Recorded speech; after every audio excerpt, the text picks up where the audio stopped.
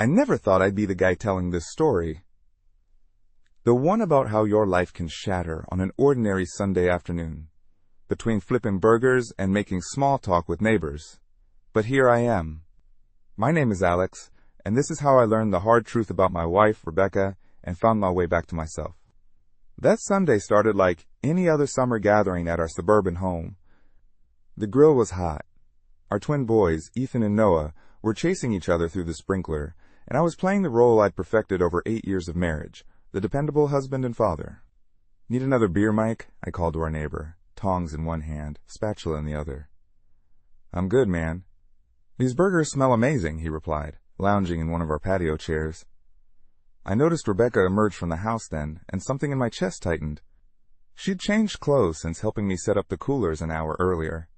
The sundress she wore now clung to her body in a way that seemed deliberate. Her makeup was freshly applied, hair perfectly styled. For a backyard barbecue with the same people we'd known for years. "Alex, honey?" she called, her voice carrying an unfamiliar lilt. "Someone from my work stopped by. I invited him to join us." I turned to see a man I'd never met following my wife onto our patio. Tall, confident stride, designer sunglasses. The kind of guy who looks like he stepped out of a cologne advertisement. "This is Marcus," Rebecca said, her hand lingering on his forearm. "He's new to the neighborhood." Marcus surveyed our backyard, my backyard, with the casual entitlement of someone who already felt at home. "Nice place you've got here," he said. Not to me, but to Rebecca. "Thanks for having me," he finally acknowledged me with a nod, then helped himself to a beer from the cooler. Something cold and unsettling slid down my spine as I watched him move through our space, greeting our friends with the ease of someone who belonged. Rebecca stayed close to him, laughing too loudly at his jokes, touching his arm when she spoke. I was flipping burgers when I heard my son Ethan's voice rise in confusion. I turned to see Marcus settled in my favorite spot on the patio, the Adirondack chair I'd built myself last summer. Rebecca perched on the armrest beside him, her body angled toward his. "It's fine, buddy," I said automatically, though it wasn't. Nothing about this felt fine. The afternoon progressed with an increasing sense of unreality. Marcus helped himself to seconds before some guests had been served. He commented on our home's potential, with the air of someone planning renovations. But what happened next burned itself permanently into my memory. As I was clearing plates, Marcus approached me by the grill, beer in hand. Posture relaxed, but somehow threatening. "You know," he said, voice low enough that only I could hear, "I think it's time you understood something. I'm the man of the house now." "Rebecca's been unhappy for a long time," he continued. "She deserves better than this." He gestured vaguely at me, at our home, at the life I'd built. Before I could respond, he did the unthinkable. His hand moved faster than I could process, and the sting of his palm against my cheek echoed across the suddenly silent backyard. He had slapped me in my own home, in front of my children. I heard Ethan and Noah's shocked voices calling, "Dad!" as something primal and protective surged through me. The tongs clattered to the ground. My vision narrowed to a tunnel with Marcus at the end of it. What happened next came in flashes, my fist connecting with his jaw. His surprised expression as he stumbled backward, the satisfying crunch as my knuckles met his nose. Blood spattering across the patio stones I'd laid myself. Someone screaming Rebecca, hands pulling me back, Mike and another neighbor. Marcus on the ground, face unrecognizable, moaning. "What the hell is wrong with you?" Rebecca shrieked, kneeling beside Marcus. Not beside me, her husband, the father of her children, but him. I stood there, chest heaving, knuckles bleeding, as someone called an ambulance. The party dissolved into chaos. Parents hurried children away. Rebecca rode in the ambulance with Marcus, not even looking back at me or our sons. Mike stayed behind, helping me clean up while his wife took the twins inside for ice cream and distraction. I shook my head, the reality still not fully registering. "I think my wife is having an affair," I said, the words strange and hollow in my mouth. And I think I just found out in the worst possible way. That night, after putting the confused twins to bed with a sanitized explanation about grown-up disagreements, I sat alone in our kitchen. Rebecca hadn't come home, hadn't called, my texts went unanswered. In the quiet of our house, I noticed her old phone on the charger, The backup she kept but rarely used. Some impulse made me pick it up. The passcode was still the same one she'd used for years, the twins' birthday. What I found inside destroyed whatever was left of the life I thought we had. Messages, pictures, videos, months of them. Marcus wasn't new to our lives at all. He'd been in them, in her life, in her bed, for nearly a year. The evidence was explicit, undeniable, and devastating. I read their exchanges until sunrise, each message another nail in the coffin of my marriage. Plans they'd made, things they'd said about me, the future they'd imagined, in my home, with my children. When Rebecca finally returned the next morning, I was sitting at the kitchen table, her phone beside me, my eyes red and sleepless. She hesitated in the doorway, assessing the situation. No, I convinced him not to. Her eyes fell on the phone, and something shifted in her expression, not shame but annoyance at being caught. I laughed then, a sound so bitter it surprised even me. That's what concerns you right now? Your privacy? After what happened yesterday? She sighed, dropping her purse on the counter and pouring herself coffee as if this were any normal morning. Like adults, I repeated. Was it adult to bring your lover to our family home, to let him disrespect me in front of our children? You're the one who lost control, she shot back. You could have killed him, Alex. She shook her head as if I were being unreasonable. This isn't just about yesterday. This has been building for years. You've been holding us back, holding me back. Marcus makes me feel alive. When was the last time you made me feel anything? Her words cut deeper than any physical blow. 8 years of marriage, 2 children, countless sacrifices, reduced to nothing because I hadn't made her feel alive. I'm moving out, she announced, and I'm filing for full custody. The boys shouldn't be around someone with your violent tendencies. I stared at her, this stranger wearing my wife's face. You're unbelievable. I'm being realistic, she replied coldly. I'll be back for my things tomorrow. Don't make this harder than it needs to be. As she turned to leave, I found my voice again. Rebecca, the boys are still asleep. Aren't you going to say goodbye to them? She paused, her back to me. It's better this way, less confusing. I'll call them later. And then she was gone, leaving me alone with the wreckage of everything I'd believed in. The days after Rebecca left blurred together in a haze of rage and disbelief. I moved through our house like a ghost, finding evidence of her betrayal everywhere. A restaurant receipt for a dinner I hadn't attended, hotel charges on our joint credit card statement, a man's watch I'd never seen before tucked in her jewelry box. Each discovery was a fresh wound. I'd lie awake at night, replaying conversations and moments from the past year, recognizing the signs I'd missed. Late work meetings, new clothes, emotional distance, the classic symptoms of an affair that seemed so obvious in hindsight. The worst part was maintaining normalcy for Ethan and Noah. At 7 years old, they were perceptive enough to know something was deeply wrong, but too young to understand the full truth. When is Mom coming home? Noah asked on the third night, his small face serious as I tucked him into bed. Mom is staying somewhere else for a while, I said, the practiced explanation feeling inadequate. Sometimes grown-ups need space to figure things out. My stomach clenched. That was wrong of me, I admitted. But there's more to it than that. Sometimes relationships between grown-ups get complicated. I hesitated, torn between honesty and protection. We both made mistakes, I finally said, but none of this is your fault, and we both love you very much. After they fell asleep, I sat on the stairs and wept for the first time. Not for the loss of Rebecca, but for my son's lost innocence and security. I need help, I said when he answered, my voice breaking. Everything's falling apart. Kyle arrived that evening with beer, pizza, and the steady presence I desperately needed. After the boys were asleep, I told him everything. She's threatening to take the kids, I finished, staring into my beer. Says I'm violent and unstable because of what happened with Marcus. Kyle's expression darkened. That's bullshit, and she knows it. You've never been violent a day in your life until some asshole slapped you in your own home. Doesn't matter. She's painting me as the villain, and I'm terrified it's working. What if I lose my sons, Kyle? They're all I have left. That's not going to happen, he said firmly. First thing tomorrow, we're calling my cousin Jennifer. She's the best divorce attorney in the state. Stop. This isn't the time to worry about money. This is about your kids and your future. That night, something shifted in me. The shock and pain didn't disappear, but alongside them grew something new. Resolve. If Rebecca wanted a fight, she would get one. Not because I wanted revenge, but because I refused to let her destroy what remained of our family. Jennifer, Kyle's cousin, was direct and uncompromising when we met in her office the next day. "Here's the situation," she said, after I'd explained everything. "Your wife is having an affair, brought her lover into your family home, and now wants to claim you're unfit because you defended yourself after being assaulted. I've seen worse cases, but not many. You document everything, gather evidence, protect yourself and your children." She leaned forward.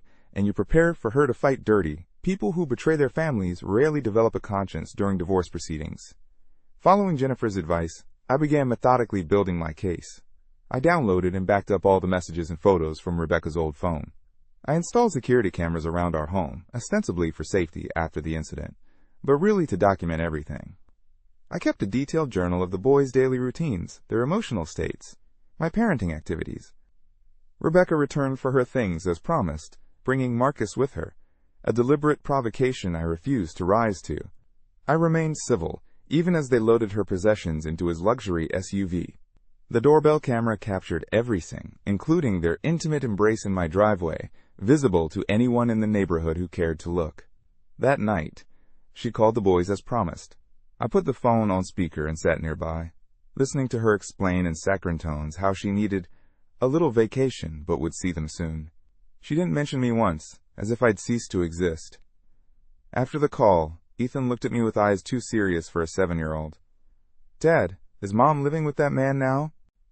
"Sometimes people make bad choices," I said carefully, "but that doesn't mean they're bad people."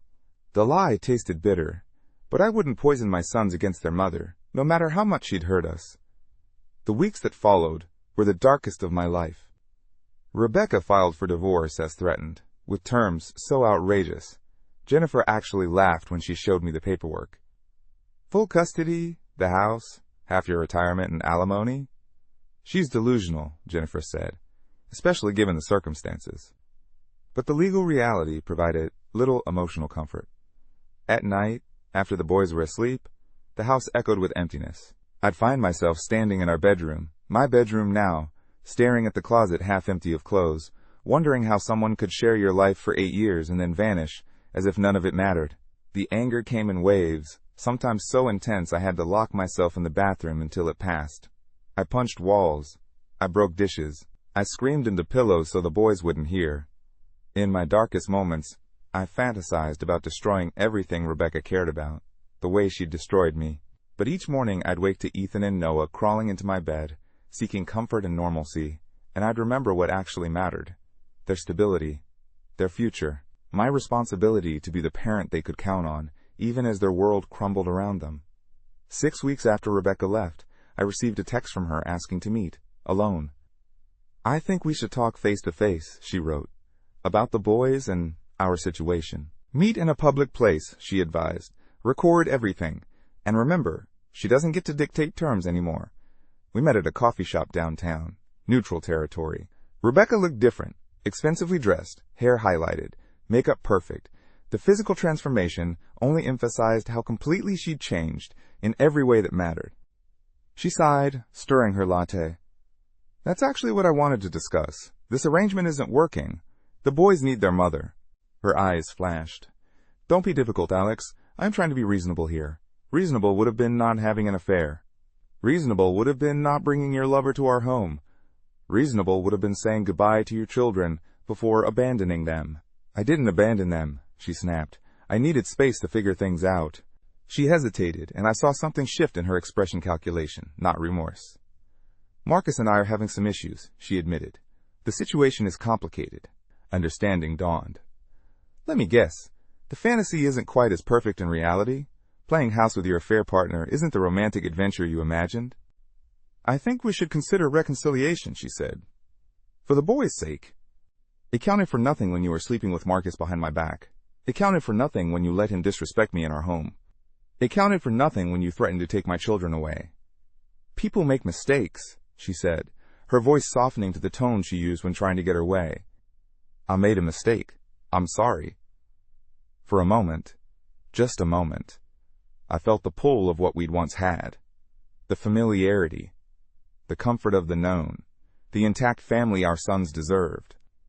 Then I remembered the messages I'd read, the plans they'd made, the cruel things she'd said about me to him. This wasn't remorse. This was convenience. Just like that, the divorce proceeds as planned. We'll co-parent the boys as best we can. But we're done, Rebecca. You made sure of that. I'm being realistic, I replied, echoing her words from that last morning in our kitchen. Talk to my lawyer if you have anything else to say. I left her sitting there, and with each step away, I felt something unexpected.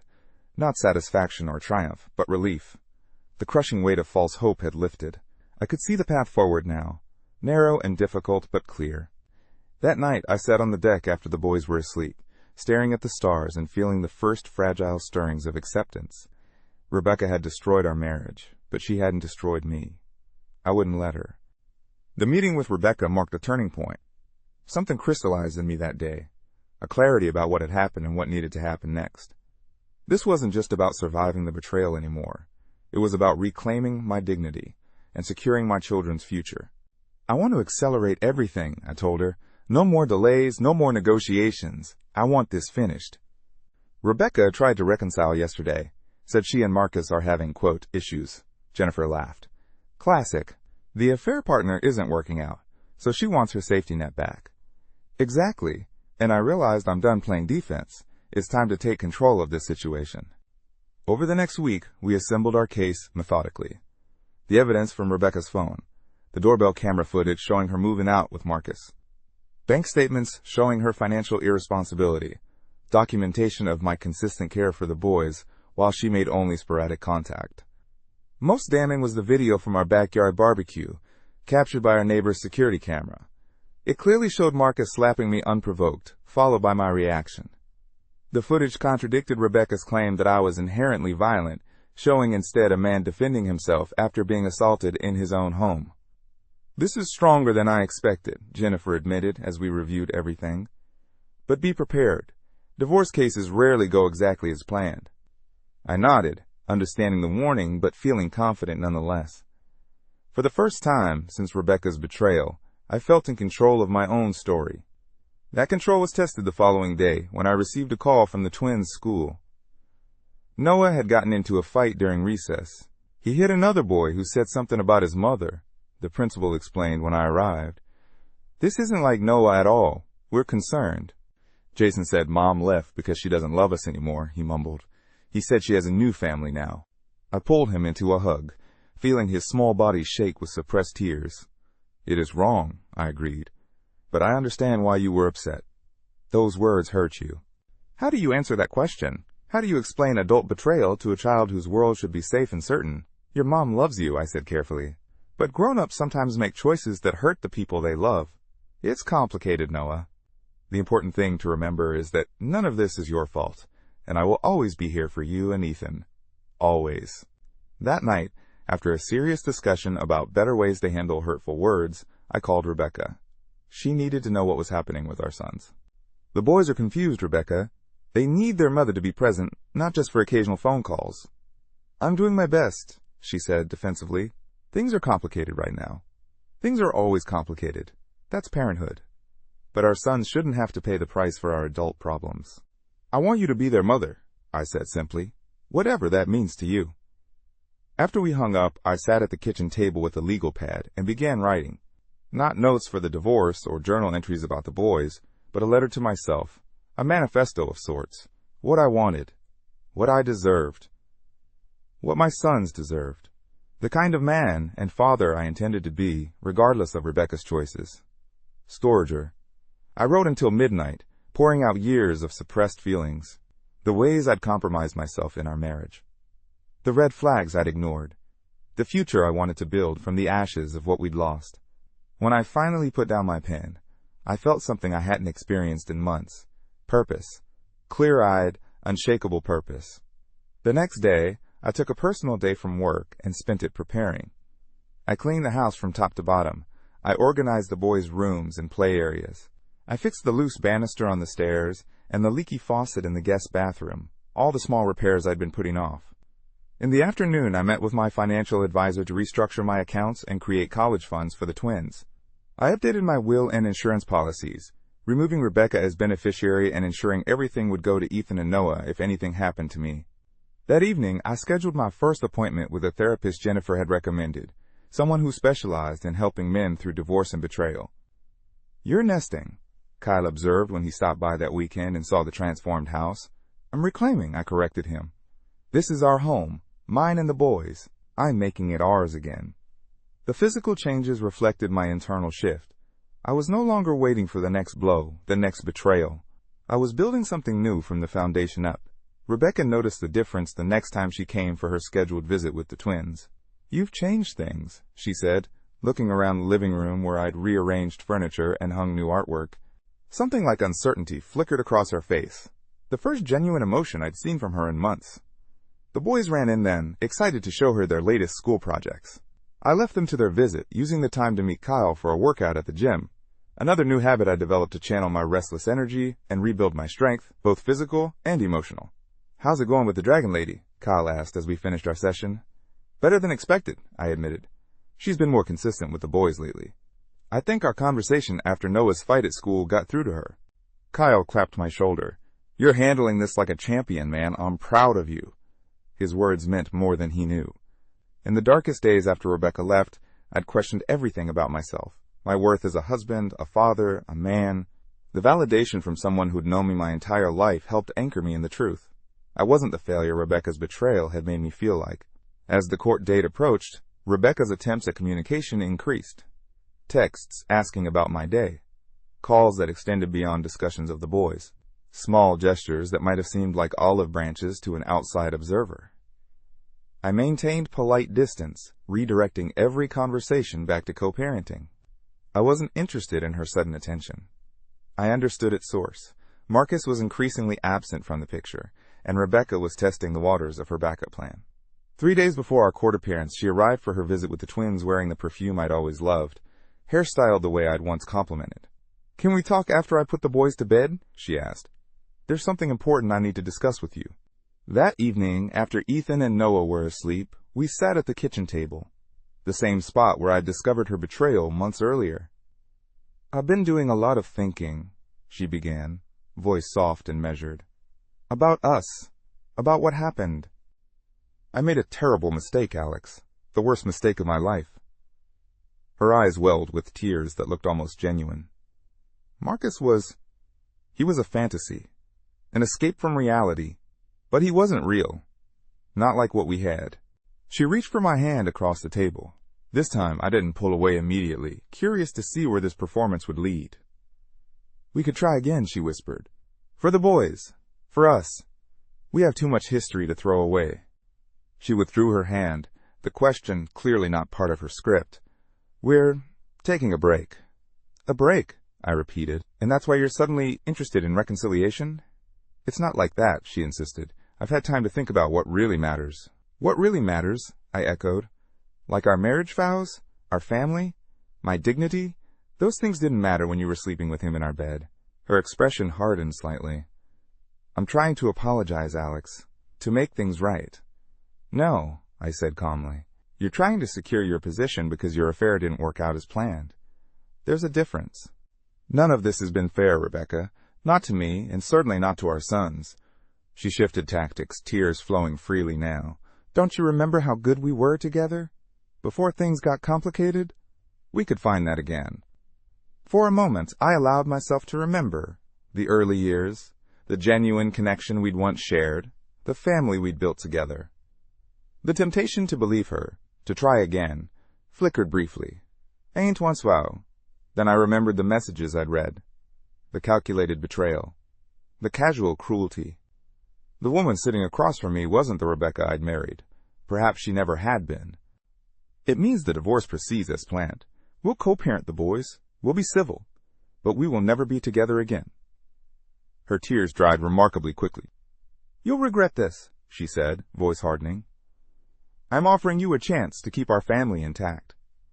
"Our family will never be intact the way it was," I replied. "You made sure of that. But my family, me and my sons, we're doing just fine." She left shortly after, slamming the door behind her. I expected to feel something, regret perhaps, or doubt. Instead, I felt only certainty. I had made the right choice. The next morning, I received a text from Jennifer. Rebecca's lawyer reached out. They want to settle before court. I smiled, understanding the timing perfectly.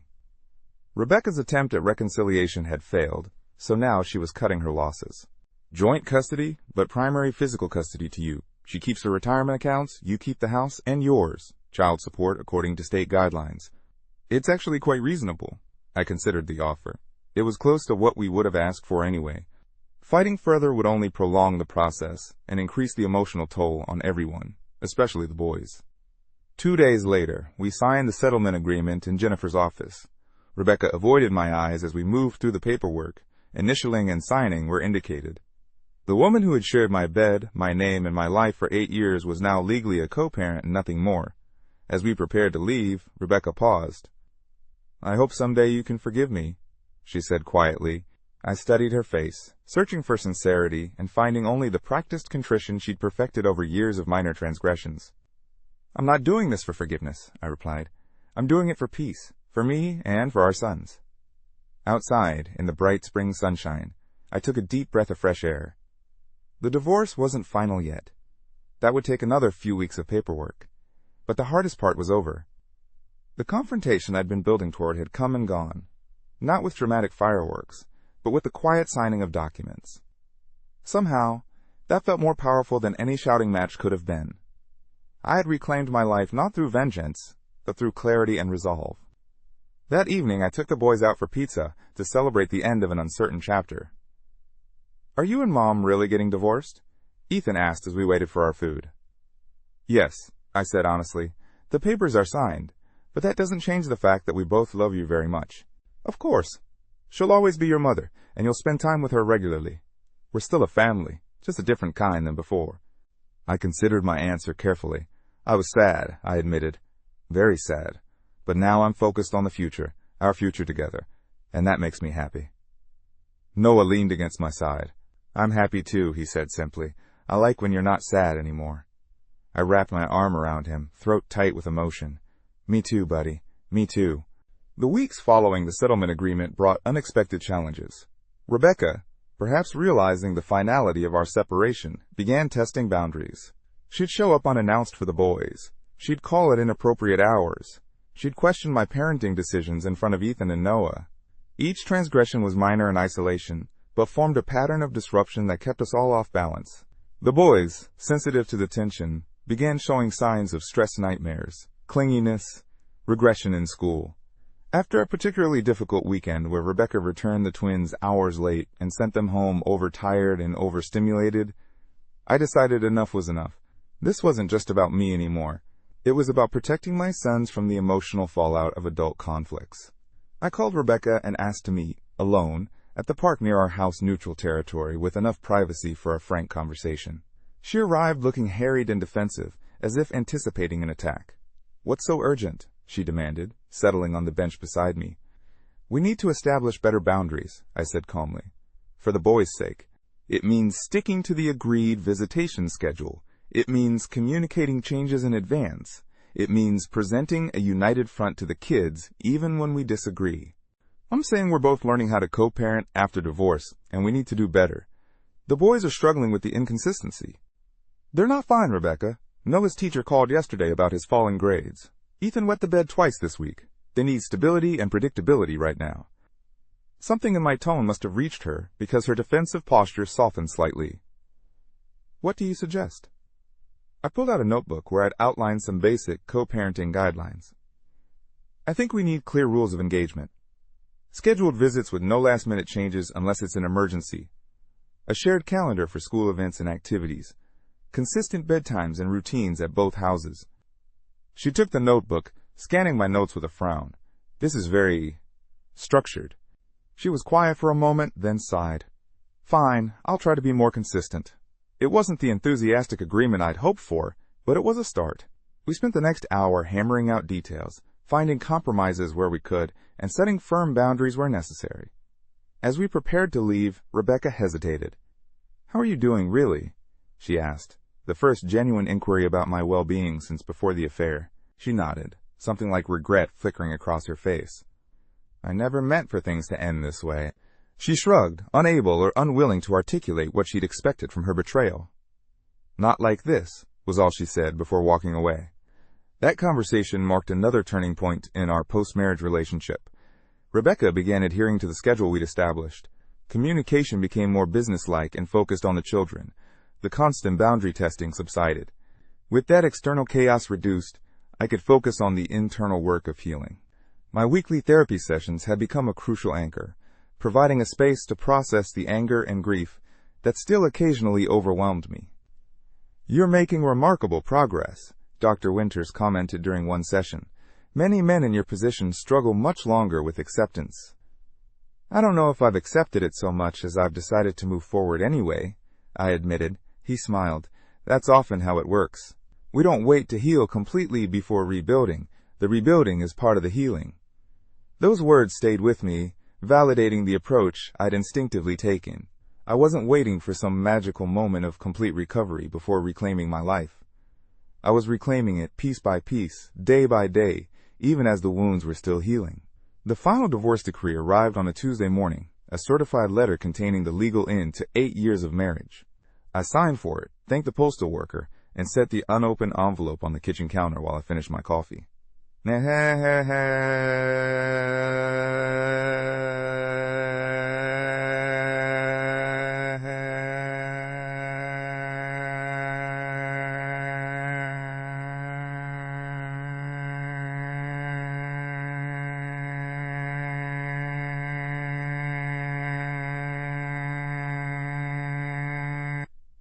The contents were a formality at this point, the legal recognition of a relationship that had ended months earlier in truth, if not in law.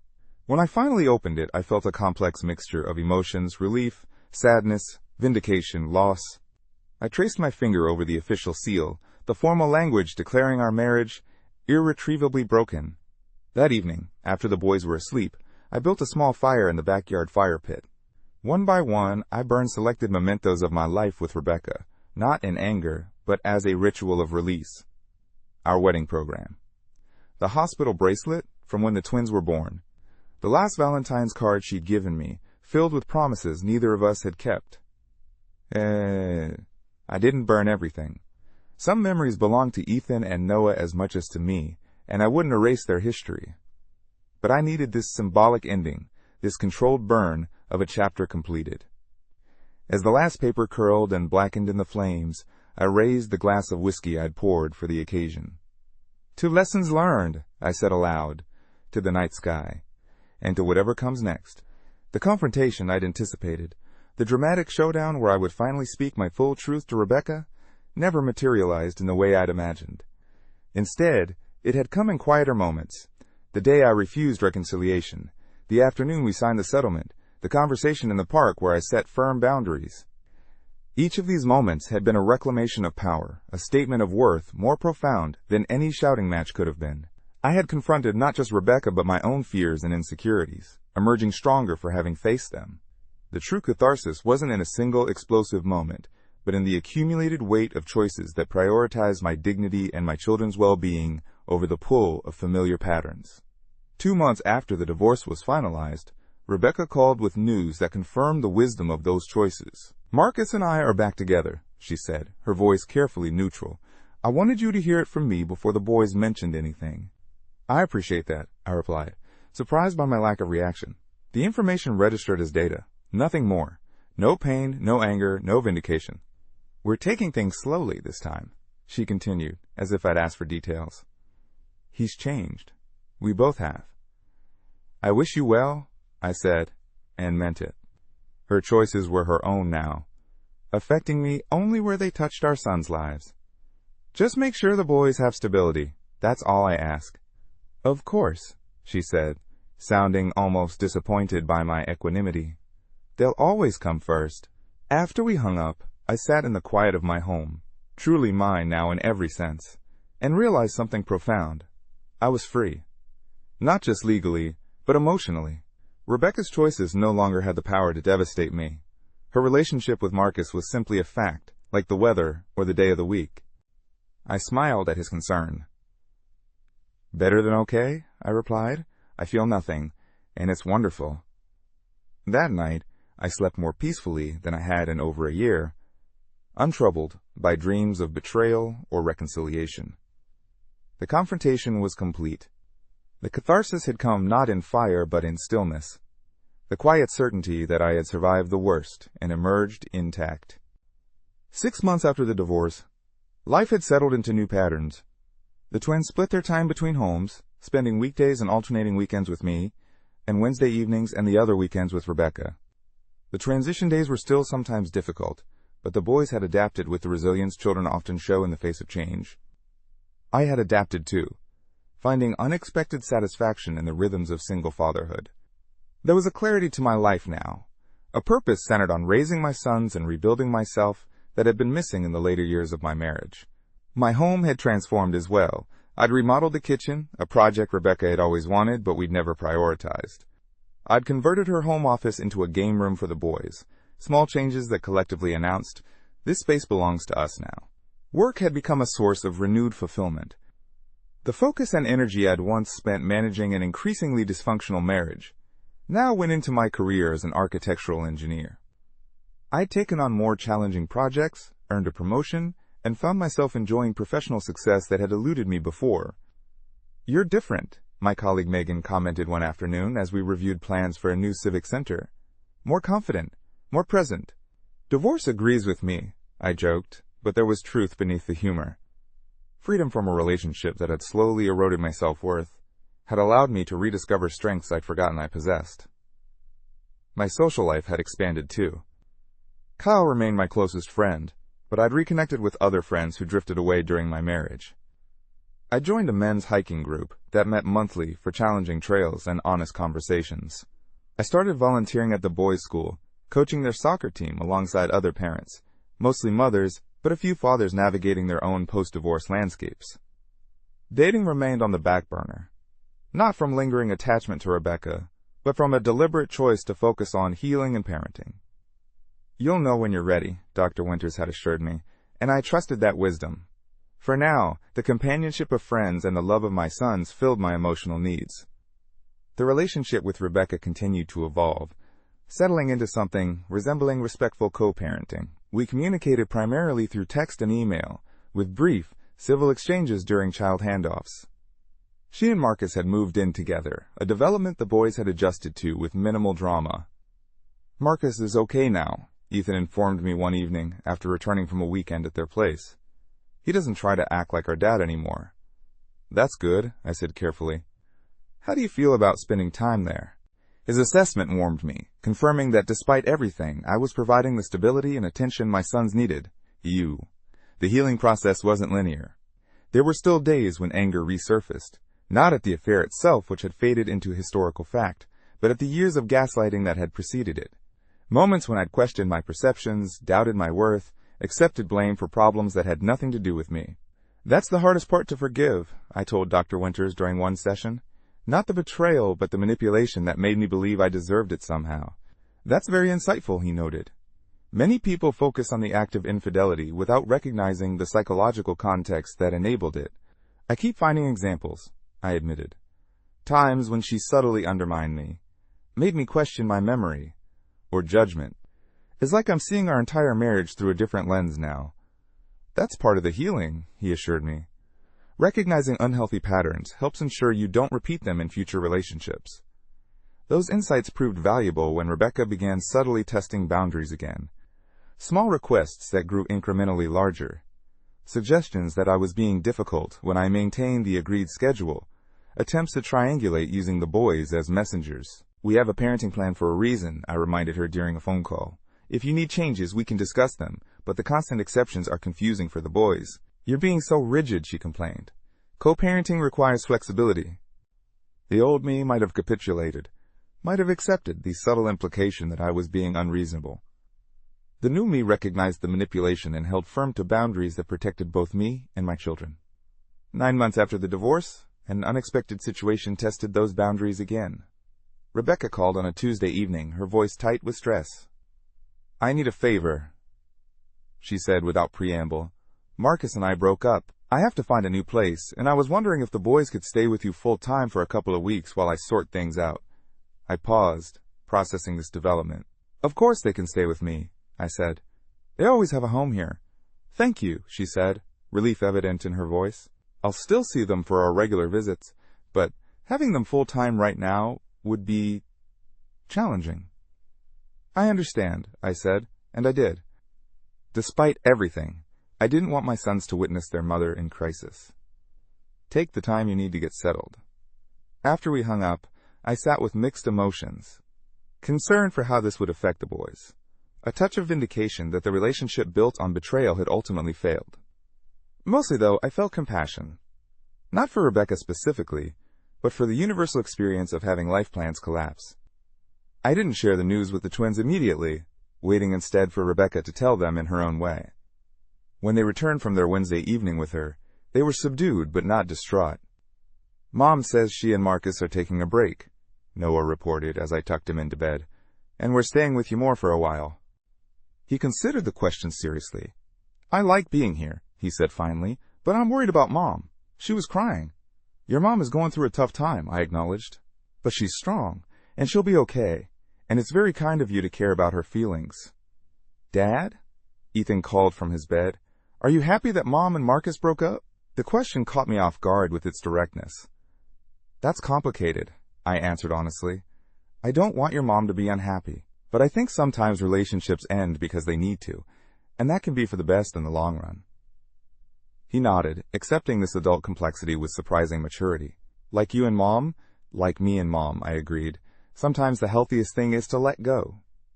The following weeks brought another shift in our co-parenting dynamic. Rebecca found a small apartment and threw herself into creating a new home for her part-time life with the boys. She seemed humbled by the experience, more willing to collaborate and less inclined to challenge every boundary. I owe you an apology, she said one afternoon when she came to pick up the twins for their weekend. For a lot of things, but especially for how I've handled co-parenting. You've been more consistent and patient than I deserved. The acknowledgement surprised me. Thank you for saying that, I replied. We're both learning as we go. Some of us slower than others, she said with a self-deprecating smile. But I'm trying to do better. For the boys. That's all any of us can do, I said, finding unexpected peace in this moment of genuine connection. Not as former spouses with lingering attachments, but as two people united only by love for their children. As the one-year anniversary of our separation approached, I found myself reflecting on the journey. The pain had not disappeared entirely, but it had transformed into something else, a kind of wisdom, perhaps. An understanding of both human frailty and resilience that I couldn't have gained any other way. Edisora, mi chini iteton me. I'd lost a marriage but found myself. Lost certainty but gained authenticity. Lost a partner but deepened my relationship with my sons. One evening, as I helped the boys with homework at the kitchen table, the same table where I had discovered Rebecca's betrayal, I was struck by how completely life had moved forward. The ghost of that night no longer haunted this space. The pain no longer defined my days. Dad? Noah's voice pulled me from my thoughts. Are you okay? You're staring at nothing. I smiled at my son, this perceptive child who noticed everything. I'm more than okay, I told him. I was just thinking about how far we've come, the three of us. Since everything changed, I clarified. And how we've built something good, even though it was hard. Me too, buddy, I replied, wrapping an arm around him while reaching out to include Ethan. Me too. That night, I wrote in the journal I'd kept throughout the process, a record of the journey from devastation to rebuilding. The entry was brief, but captured the essence of where I'd arrived. 1 year later. The pain is no longer acute. The anger visits less frequently. The boys are thriving despite everything. Or perhaps because of it. They've learned that difficult things can be survived, that homes can be rebuilt, that love remains even when relationships end. As for me, I am not the same man whose life shattered that Sunday afternoon. I am stronger, clearer, more authentic. The betrayal nearly broke me, but the rebuilding has made me whole in ways I never was before. I don't know what comes next. New relationships, perhaps, when the time is right. New challenges, certainly. But whatever the future holds, I face it knowing this truth. What doesn't destroy us can indeed make us stronger, but only if we do the work of transformation. And I have done that work. I continue to do it, not for Rebecca, Not even for the boys, though they benefit from it. I do it for myself, for the man I am becoming in the aftermath of loss. A man I'm learning to respect, to trust, and even to like. 18 months after Rebecca left our home, life had not just stabilized, but flourished in unexpected ways. The twins, now 9, had adapted to the rhythm of 2 households, with the resilience children often show when given consistency and love. Their academic performance had recovered, their friendships had deepened, and their emotional security had strengthened. As for me, I had discovered a version of myself I barely recognized from the early days of devastation, more confident, more authentic, more at peace with the complexities of life and relationships. The legal aspects of our separation had settled into predictable patterns. Rebecca and I maintained the custody arrangement that gave the boys stability while allowing her regular time with them. Child support payments arrived on schedule. Major decisions about education and healthcare were made jointly with minimal conflict. My career had taken a positive turn as well. The promotion I'd received during the divorce process had led to further opportunities. I now led my own team at the architectural firm, designing sustainable community spaces that aligned with my personal values.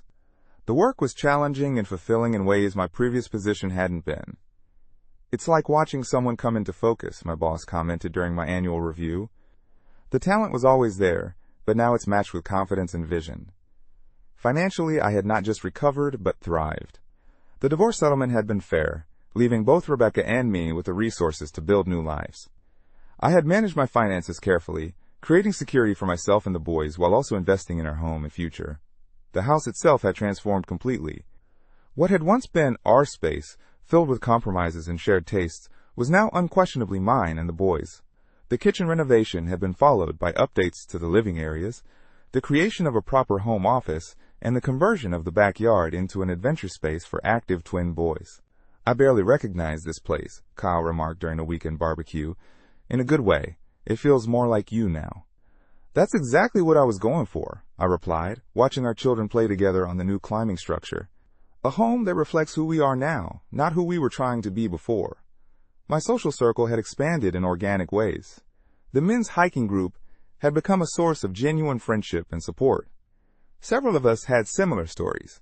Marriages ended by betrayal, the challenge of rebuilding, the complex journey of co-parenting with someone who had caused profound pain. There should be a manual for this, joked Miguel, one of the divorced fathers, as we tackled a particularly challenging trail. 10 steps to surviving your wife's affair. Would anyone read the manual before they needed it? I countered, drawing knowing laughter from the group. The real question, added Chris, the most recently divorced among us, is whether there's life after this mess. Real life, not just survival. There is, I assured him, realizing as I spoke how completely I believed it. Different than you planned, but sometimes better. The most significant change, perhaps, had been internal. The constant self-doubt that had characterized my marriage, the subtle questioning of my perceptions, judgments, and worth, had been replaced by a quiet confidence. I trusted myself now in ways I never had before, recognized manipulation when I encountered it, and maintained boundaries without guilt or explanation. Dr. Winters had helped me understand this as a form of post-traumatic growth, the positive psychological change that can occur as a result of struggling with highly challenging life circumstances. Not everyone experiences this, he explained during one of our now monthly sessions.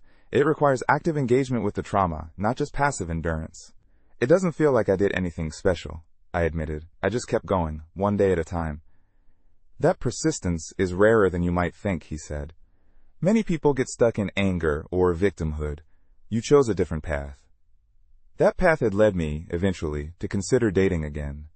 Not from loneliness or need, but from a place of completeness and curiosity. I had healed enough to recognize that while Rebecca's betrayal had shaped part of my story, it didn't define my capacity for connection or trust. My first few attempts were awkward but educational. Coffee dates with women I met through friends or work. Conversations that sometimes flowed easily and sometimes stumbled over the inevitable question of past relationships. How do you explain divorce without sounding bitter? I asked Kyle after a particularly uncomfortable date where my abbreviated explanation had clearly raised more questions than it answered. You don't need to explain anything, he pointed out. Not until you're ready, and not until someone has earned the right to hear your story. He was right, of course. I became more selective about sharing details. focusing instead on the present and future. The right person would eventually hear the full story, but they would meet the man I had become first, not the man who had been betrayed. That approach led me to Sarah, a landscape architect I met through a community garden project. Our professional collaboration evolved naturally into friendship, then cautious attraction. She was divorced as well, with a daughter slightly younger than the twins, and carried her own history of rebuilding after loss. "We're like renovated houses," she joked on our third date. "Solid foundations, updated systems, fresh paint. Better than new construction in some ways." Her metaphor made me laugh with its accuracy. "Complete with some hidden features the original builders never intended," I added. Our relationship developed slowly, with mutual respect for each other's boundaries and responsibilities. The first time she met Ethan and Noah was at a public park, a casual encounter that allowed everyone space and freedom. When they later met her daughter, Lily, the four children discovered shared interests in soccer and video games that helped bridge potential awkwardness. Rebecca's reaction to my dating was complex. During one child exchange, she noticed Sarah waiting in my car and later texted to ask about her. "Just curious about who's spending time around our sons," she explained when I questioned her interest. "Sarah is important to me," I replied simply. "The boys have met her, and they like her. She's respectful of our family situation." Rebecca didn't respond directly, but at the next exchange, she mentioned casually that she was seeing someone new as well, a fact the boys had already shared with me. "His name is Daniel," she added. "He's nothing like Marcus, much more stable." She studied my face, perhaps looking for jealousy or concern. Finding none, she nodded. "We're all moving forward, I guess." 2 years to the day after Rebecca had brought Marcus to our family barbecue, I hosted another gathering in the same backyard. The space had been transformed, as had the guest list. Kyle and his family were there, along with friends from work, the hiking group, and the boys' school. Sarah and Lily had helped with preparations, moving comfortably through what had become a second home to them. As I stood at the grill, a new one I'd chosen myself, I was struck by the symmetry of the moment. Same setting, entirely different story. "Penny for your thoughts," Sarah said, appearing beside me with fresh plates for the burgers. "Just thinking about circles," I replied. How life brings you back to similar places, but as a different person. I surveyed the yard filled with people who genuinely cared for me and my sons, the home that reflected our authentic selves, the woman beside me who knew my history but saw my future more clearly. Later that evening, after guests had departed and the twins were asleep, Sarah and I sat on the deck with glasses of wine, enjoying the peaceful aftermath of a successful gathering. "The boys asked me something interesting today," she said. "They wanted to know if I'm going to live here someday." We had discussed moving in together eventually, but hadn't set a timeline or shared those conversations with our children. I said that grown-ups take time to make big decisions, but that I care deeply about them and their dad, and whatever happens, we'll talk about it together first. Her answer, thoughtful, honest, respectful of boundaries, confirmed what I already knew. This relationship was fundamentally different from my marriage to Rebecca, built on mutual respect rather than dependency, on honesty rather than performance, on choice rather than obligation. That was the perfect answer, I told her, and for what it's worth, I hope the answer eventually is yes. She smiled, leaning against my shoulder. "Me too, when the time is right for all of us." That night, as Sarah slept beside me, I reflected on the journey from devastation to renewal. The path had not been straight or simple. There had been setbacks and difficult days, moments when anger resurfaced or trust seemed impossible to rebuild. But here I was, 2 years later, not just surviving, but thriving. Not defined by betrayal, but transformed by the response to it. Not diminished by loss, but expanded by new connections and deeper self-knowledge. The man who had stood shocked in his backyard as his wife introduced her lover to family and friends no longer existed. In his place stood someone stronger, wiser, more authentic. A father his sons could respect. A partner capable of genuine intimacy. A man at peace with his own story. The betrayal that had nearly destroyed me had instead become the catalyst for a life more aligned with my true self and values. Not because betrayal is ever acceptable or deserved, but because how we respond to life's most painful challenges ultimately defines us more than the challenges themselves. I had chosen to respond with dignity, resilience, and eventually forgiveness, not for Rebecca's benefit, but for my own and my son's. That choice had made all the difference. As I drifted toward sleep, I remembered something Dr. Winters had said during one of our early sessions. Healing doesn't mean forgetting. It means the memory no longer controls you. The memory remained, would always remain, part of my story. But it no longer controlled my present or limited my future. I had reclaimed my narrative, rewritten the ending, and opened the possibility for new chapters I couldn't have imagined in those darkest days. That was the true victory, not over Rebecca or Marcus or the pain they had caused, but over the fear and doubt that pain had temporarily instilled. I had emerged not just intact but enhanced, not just surviving but flourishing. And that, I realized, as sleep finally claimed me, was the most powerful form of renewal possible. To find yourself more fully after nearly losing yourself completely. To discover that what was meant to break you has instead revealed strengths you never knew you possessed. To understand, finally, that some endings are necessary beginnings in disguise.